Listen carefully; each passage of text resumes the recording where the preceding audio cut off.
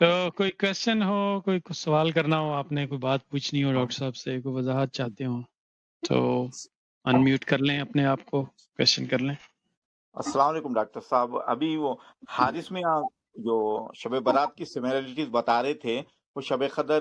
کے متعلق مجھے سمجھ میں آئی،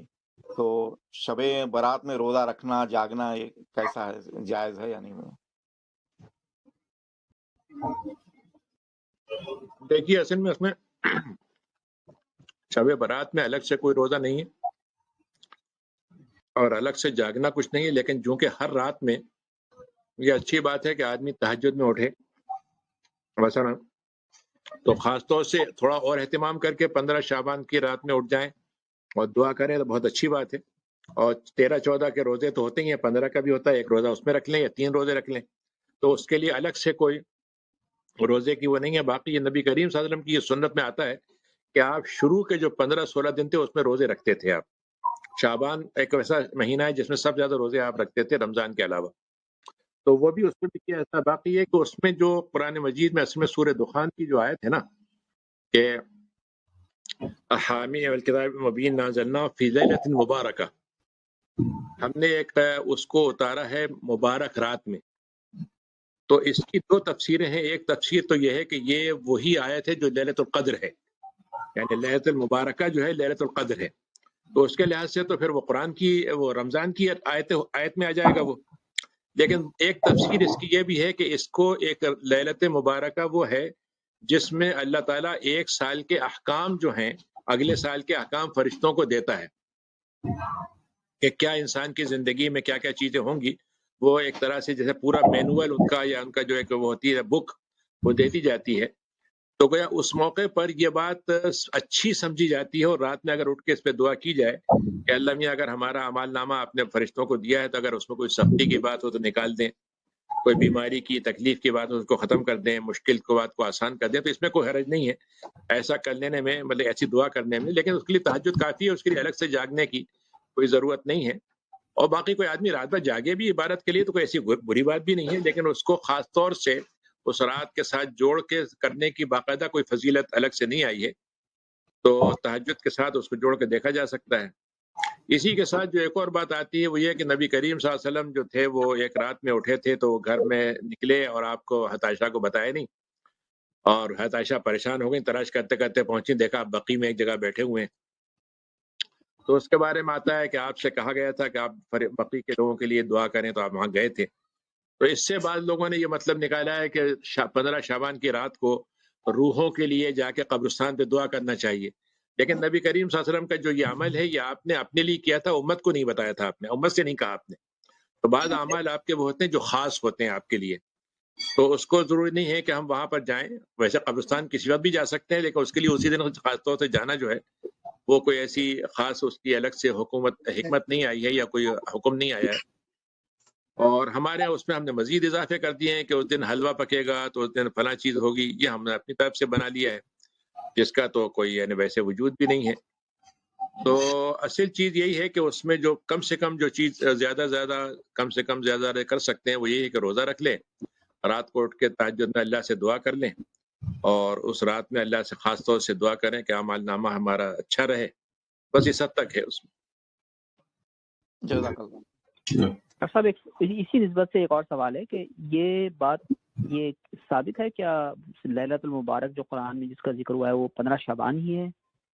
یہی تو میں نے آپ سے بتایا کہ یہ ایک تفسیر ہے علماء کی، یعنی حدیث نہیں ہے یہ، لیکن انہوں نے جو تفسیر کی ہے اس میں اصل میں اس میں جو لفظ ہے اس سے آپ غور کریں تو اس سے تھوڑا سا مطلب اس کا تائید ہوتی ہے۔ قرآن میں کیا ہے، انا كنا منزلین فیہا یفرق کل امر حکیم، اس کے اندر تمام جو معاملات ہیں ان کی حد بندی کی جاتی ہے، درجہ بندی کی جاتی ہے۔ اس کا مطلب یہ کہ اس میں کچھ احکام کو خاص طور سے جو لوگوں کے معاملات ہیں اس کو ہم بتاتے ہیں، اس کے لیے کرنا ہے، اس کی موت آنی ہے، اس کی نہیں آنی ہے، اس کی زندگی بڑھے گی، یہ مطلب یہ کہ اس سے تھوڑا سا یہ مطلب نکلتا ہے اس سے۔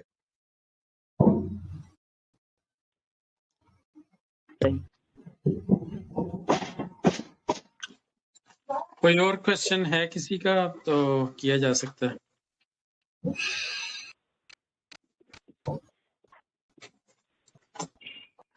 ڈاکٹر صاحب ایک یہ دیکھیں ایک بات یہ دیکھنے میں آتی ہے کہ جیسے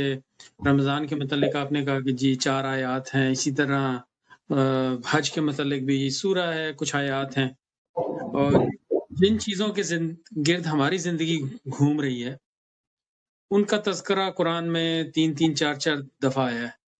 یا اس کے اوپر ہے تفصیلات، تو باقی پھر قرآن کیا چیز ہم تو اسی کو اسلام سمجھتے ہیں، یہ جو 4 5 چیزیں حج ہو گیا، زکوٰۃ ہو گیا، رمضان ہو گیا۔ دیکھیے اگر تھوڑی دیر کے لیے اس کو اس طرح سے سمجھیں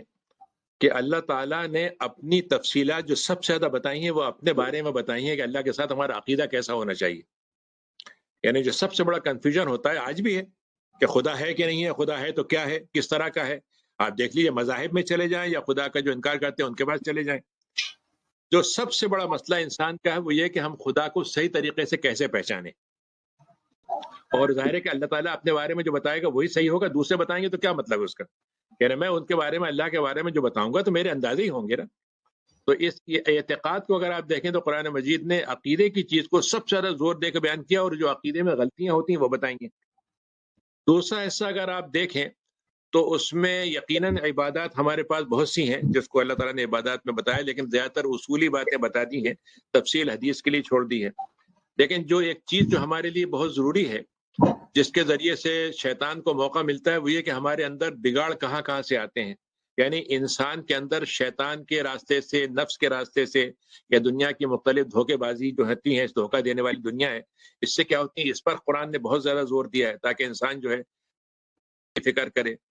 پھر یہ کہ انسان کا مستقبل کیا ہوگا اس کو بہت واضح طور پر پیش کیا ہے کہ آخرت کیا ہوگی، جنت کیا ہے، وہاں پہ کیا انجام ہوگا، کیسے ہوگا. اس کو اتنا بیان کیا کیونکہ یہ چیز انسان کی اپنی ریچ میں نہیں ہے، اپنی رینج میں نہیں ہے،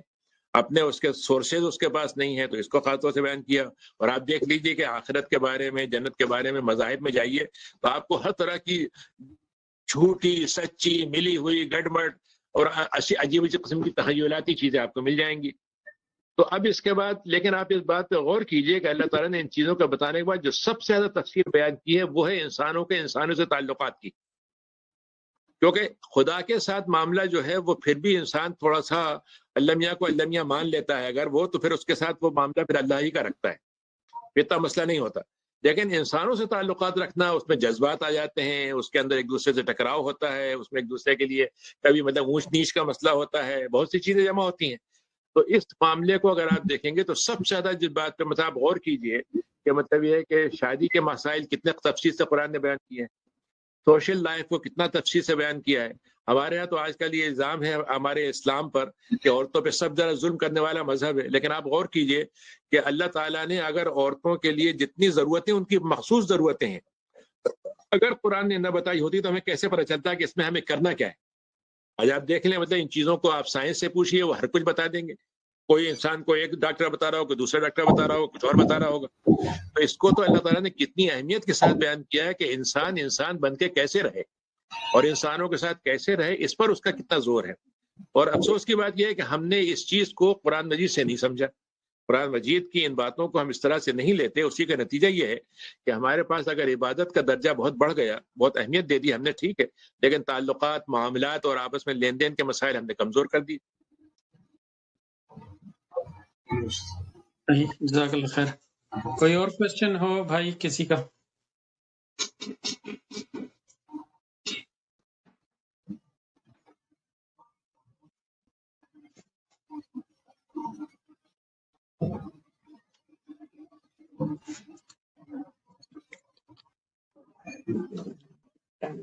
جنرل بھی کیا جا سکتا ہے، کوئی کسی قسم کا بھی کوئی کوشچن رمضان شعبان سے ہٹ کے بھی. تو ڈاکٹر صاحب یہ ابھی رمضان کے ساتھ ساتھ ابھی تو 2 جمعے باقی ہیں، 2 اتوار باقی ہیں، تو اگر ایک میں کچھ تھوڑا سا زکوٰۃ کے حوالے سے بھی کچھ مسائل، خاص طور سے یہاں کے حوالے سے جو سیونگز ہیں یا RRSPs ہیں ان میں. ویسے وہ میرا 26 کو اسلام یہ سینٹر کے تحت پروگرام ہو رہا ہے 8 سے 9:30 تک. جی وہ تو میں جوائن آپ کرتا چاہیں ہوں. تو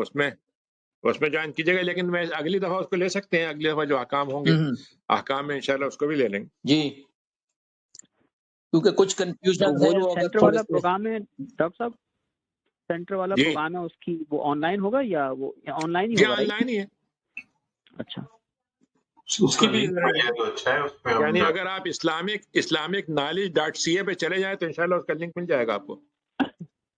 ٹھیک ہے انشاءاللہ. چلے میں ڈال بھی دوں گا اس کا ہاں لنک نا. پلیز آپ ڈال دیجیے گا اس میں اسلامک نالج .ca. صحیح ہے، صحیح ہے انشاءاللہ. جمعے کا دن ہے وہ 8 بجے سے ہے. جمعے یا اتوار، ہاں جمعے کو ہوتا رات کو، صحیح ہے. جمعے کو رات 8 بجے. جی ہاں. ٹھیک ہے. ٹھیک